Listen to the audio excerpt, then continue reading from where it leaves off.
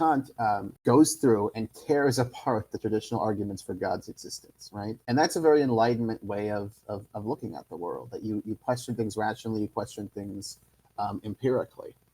So I think even if some of these men did believe in the supernatural world in the sense of their religious, the core element of the Enlightenment is, and it kind of directional, the way the arrows of the Enlightenment is pointed is toward empiricism, scientism. All right-wing perspectives on politics posit that human nature is not basically good. And right.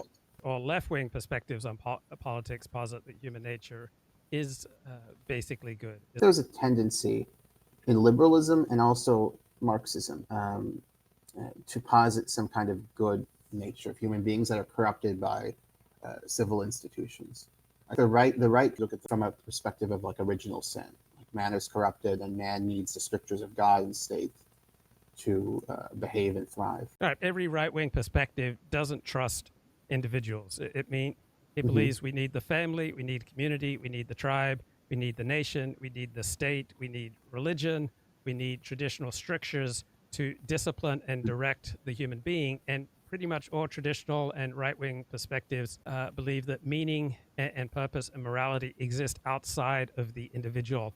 And there's morality and standards for heroism and for meaning that exists outside the individual, and the individual's task is to follow these external standards for right and wrong, while it's much more of a liberal and left-wing perspective that the individual should follow his bliss and that the individual is capable of deciding right and wrong, meaning and purpose within his own mind, within his own buffered identity.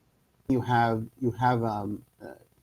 colonialism, for example. You have colonialism carried out especially by France and Britain in the name of Enlightenment values. So that they don't think that the natives, in their conception of liberalism, they don't think the natives can just spontaneously choose to advance what they would call the values of civilization or whatever. They think that it needs to be a didactic process, a civilizing process. So I think that paradoxically, to advance these values, there have been thinkers and movements and polities that believe in a kind of didactic, coercive process to make you good. Or like Mustafa Kemal in Turkey, right? He obviously believes in Enlightenment values, but also a big murderer, a big authoritarian. So to make his country secular and democratic, which was his vision, that's what he clearly wanted, right? He thought we need to exercise a lot of coercion. So I think that paradoxically, a lot of institutions and polities that believe in Enlightenment values have found it necessary and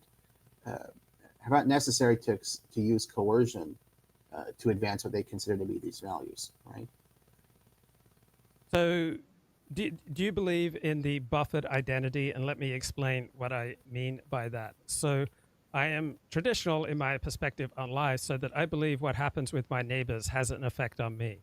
That if my neighbors are committing adultery or having same-sex sex, that affects me, because I believe that I have a porous identity. I believe that everything that's going on around me affects me, while the liberal enlightened perspective is that we have a buffered identity, and thus we're able to develop morality, right and wrong, meaning and purpose from within our own buffered identity, and we're not contaminated or deranged by what's going on around us. So philosopher Charles Taylor wrote about this in his famous 2007 book, A Secular Age. So when a modern is feeling depressed or melancholy, he's told it's just your brain chemistry, it's your body chemistry, you're hungry, you're having hormone malfunction, you've got ADHD or whatever, and then you feel relieved, right? Because you can take a distance from this feeling. So when I'm not medicated for my ADHD, I can feel somewhat relieved that I forgot to take my medication, and that's why I feel the way I do. So the modern, meaning the child of the Enlightenment, is able to disengage from what's happening in his mind and body, and he's able to see what he's experiencing right now as just some contingent cause of perhaps a lack of medication. But a pre-modern is not helped by learning that his mood comes from, say, black bile, right? The pre-modern perspective does not permit this distancing. He just knows he's in the grip of a real thing. And so for the pre-modern, angels and demons and sources of contamination are all around us. And so for the pre-modern, right, he has a perspective of the porous self. that there are important emotions and spirits outside of you that can come into you and affect you, that there's not such a clear boundary between you and that which is outside of you, as while a modern enlightened bounded self sees the boundaries between oneself and others, that there's a buffer and that things that are beyond you don't need to get to you. So do you believe in the buffered identity or the porous identity?